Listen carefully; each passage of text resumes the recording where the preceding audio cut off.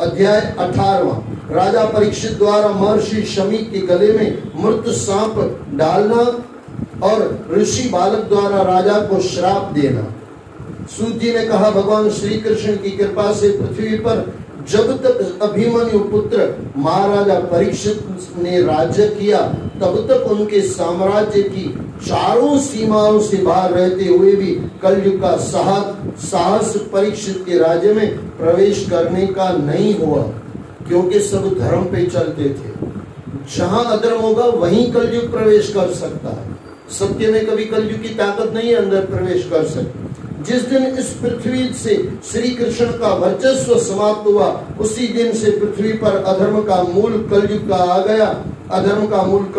आ गया था। सम्राट परीक्षित जानते थे कि पुण्य कर्मों का श्रेष्ठ फल संकल्प मात्र से ही प्राप्त हो जाता है, परंतु शरीर से पाप कर्म करने पर उसका दुष्प्रभाव अवश्य प्राप्त होता है। यह कलयुग शूरवीर धर्मज्ञ लोगों के सामने बड़ा कायर व बड़ा डरपोक है, किंतु प्रमादी और दुष्प्रवृत्तियों में लिप्त रहने वालों को यह पल भर में ही दबोच लेता है। यानी जहां हमने अधर्म किया वहां कलयुग आ गया।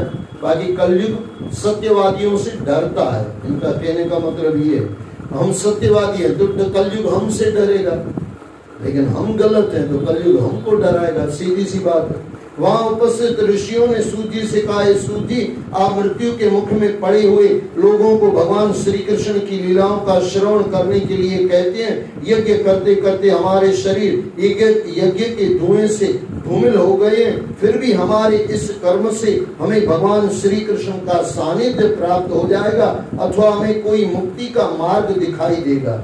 इसकी कोई भी संभावना हमें दिखाई नहीं पड़ रही है, जबकि भगवान श्री कृष्ण की भक्ति से प्रेमी भक्तों को पल मात्र में ही मुक्ति प्राप्त हो जाती है। हे सूत जी, समस्त प्राकृत गुणों से युक्त आदि स्वरूप भगवान के अनंत कल्याणकारी गुणों से बाहर तो ब्रह्मा और शिव जैसे योगेश्वर भी नहीं जा पाते। आपने तो अपने जीवन का लक्ष्य ध्रुव तारे की भांति श्री कृष्ण को ही माना है, इसलिए आप सत्पुरुषों के एकमात्र आश्रय भगवान श्री कृष्ण के उद्धार और विशुद्ध चरित्र का श्रवण हमें श्रद्धालुओं को कराइए। हमें बताइए कि महाराज परीक्षित ने श्री सुखदेव जी से मोक्ष दाता भगवान श्री कृष्ण का चरित्र किस प्रकार सुना। ऐसा रहस्यमय मधुर लीला वर्णन सुनकर आत्मा को बड़ा सुख मिलता है और जीवन श्री कृष्ण के चरण कमलों में प्रेमा भक्ति द्वारा अर्पित हो जाता है। सूत जी बोले, हे ऋषिवर, आज हमारा जीवन सफल हो गया, क्योंकि आप जैसे महात्माओं की संगति और समाज से नीच कुल में उत्पन्न होने पर भी, सूत जी नहीं कहना चाहिए, थोड़ा है ऐसा, यानी कुछ गलत नहीं है, लेकिन जाति होती है ना, जाति से थोड़े नीच थे। नीच जाति से नीचे गलत अर्थ मत, नीच यानी वो नीच मत लेना।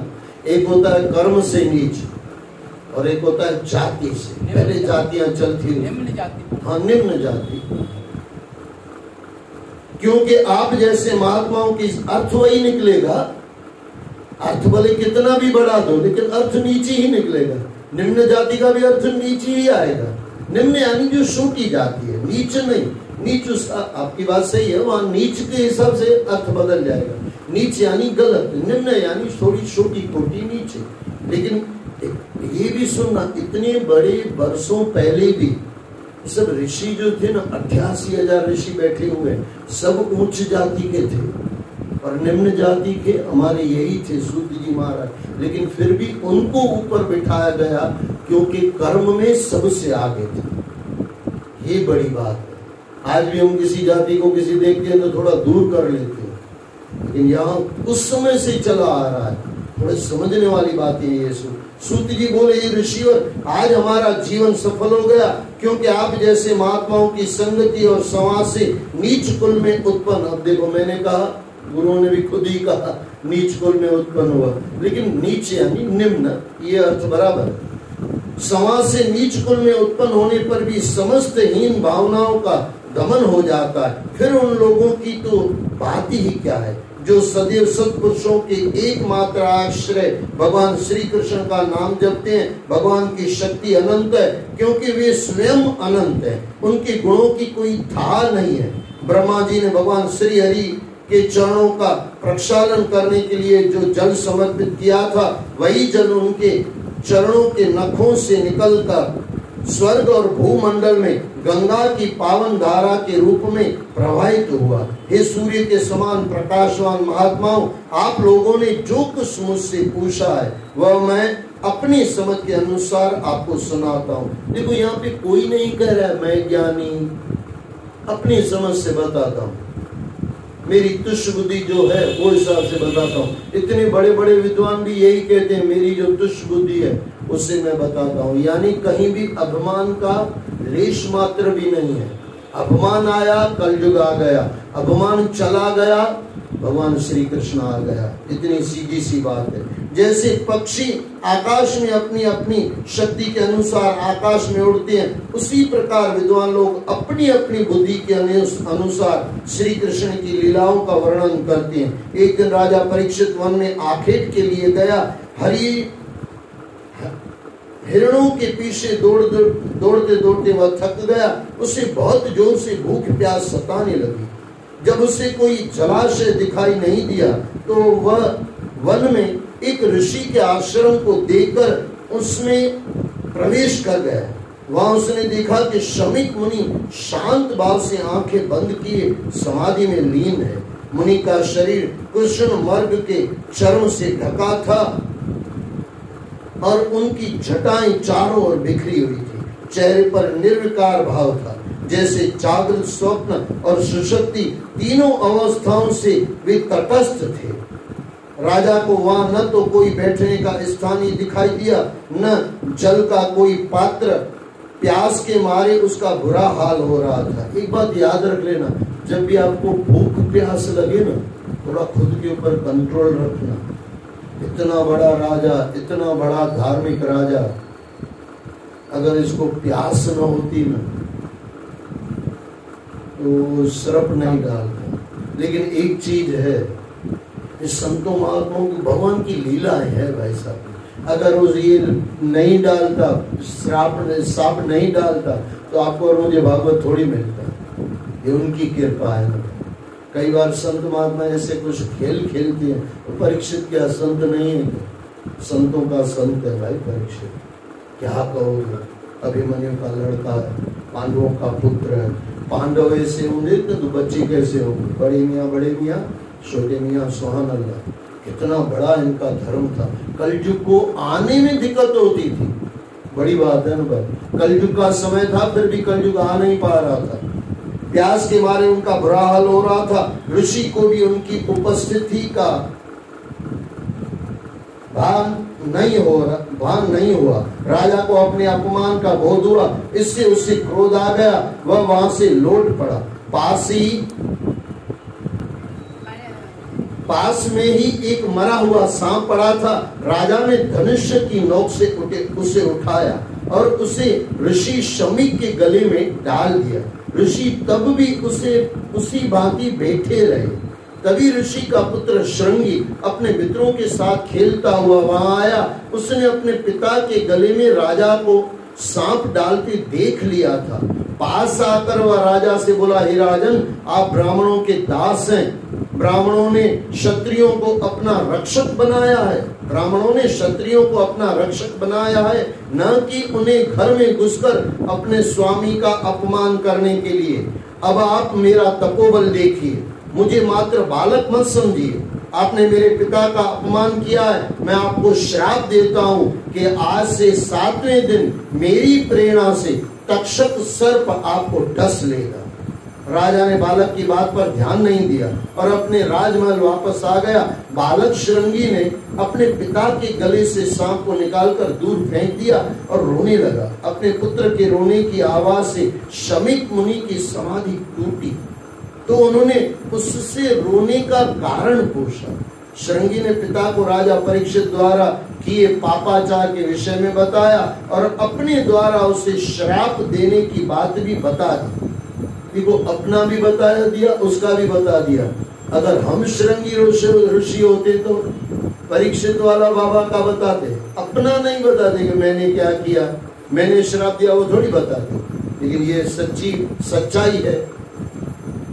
ब्रह्मर्षि शमीक ने पुत्र द्वारा राजा को दिए गए श्राप की बात सुनी तो अपने पुत्र को डांटा, मूर्ख बालक, तूने यह क्या कर दिया। अच्छा, जिसके ऊपर श्राप डाला, ये सर्प डाला है, उसको गुस्सा नहीं आ रहा। ये ऋषियों की करामत है। किसी भी पोजीशन में शांत रहना, किसी भी परिस्थिति में शांत रहना, ये ऋषि मुनि थे।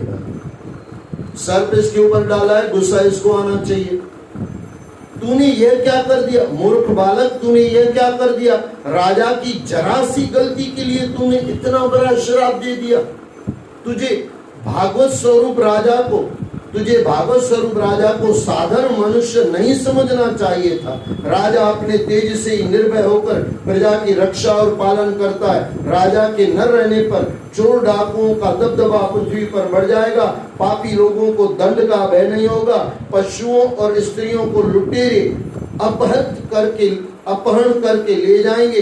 जरा सी बात पर समाज में लोग मारपीट करने लगेंगे। जो शक्तिशाली होंगे वे निर्धनों और दलितों पर अत्याचार करने लगेंगे। पुत्र, सम्राट परीक्षित ने कितने ही अश्वमेध यज्ञ किए हैं। वह धर्मात्मा राजा है। ब्राह्मणों को उसने प्रचुर दान दिया है, उसी के कारण हम सुरक्षित हैं। मुझे तो दुख है कि वह भूखा प्यासा मेरे पास आया था, किंतु समाधिस्थ होने के कारण मैं उसकी कुछ भी सेवा न कर पाया। ये है भाई सज्जनता, ये है सत्य। अपनी गलती नहीं दिखाई देती, वो हमारे जैसे इंसान होते हैं, और गलती न होते भी गलती दिखाई दे, उसे संत कहते हैं। सज्जन वो जो अपनी गलती दिखाई दे, गलती होने पर दिखाई दे। संत वो जो दूसरे की गलती को अपनी गलती समझ के उसको माफ कर दे। ये है। ऊपर से तूने श्राप दे दिया, मैं उसकी कुछ सेवा भी नहीं कर पाया, उस ऊपर से तूने श्राप दे दिया। वे श्राप के योग्य कदापि नहीं थे। तूने नासमझी में घोर पाप कर दिया है। भगवान ही तुझे क्षमा करेंगे। महामुनि शमीक अपने पुत्र के द्वारा किए गए इस अपराध पर बहुत दुखी हो उठे और सोचने लगे कि इस अपराध का प्रायश्चित कैसे किया जाएगा। राजा परीक्षित ने उनको जो अपमान किया था, राजा परीक्षित ने जो उनका अपमान किया था, उस पर तो उनका ध्यान ही नहीं था। लेकिन हमारा तो कोई अपमान करे न करे, ध्यान पहले जाता है, भाई नहीं किया तो अपमान किया, मान नहीं दिया उसको भी हम अपमान समझते हैं। ये कलयुग की करामत है। वास्तव में महात्माओं का स्वभाव ही ऐसा होता है कि संसार में जब दूसरे लोग उनका बुरा कर बैठते हैं तब वे प्राय न तो दुखी होते हैं न हर्षित होते हैं। वे सुख दुख में समदर्शी बने रहते हैं। उनका चित्त गुण अवगुणों से परे होता है। उनका चित्त गुणों अवगुणों से परे होता है। बोलो सद्गुरुदेव भगवान की जय। अध्याय 18वां पूरा हुआ। हरे कृष्ण कृष्ण कृष्ण हरे हरे, हरे राम राम राम हरे हरे। जय जय श्री राधे, जय जय श्री राधे, जय जय श्री राधे, जय श्री कृष्ण। भागवत पुराण की जय।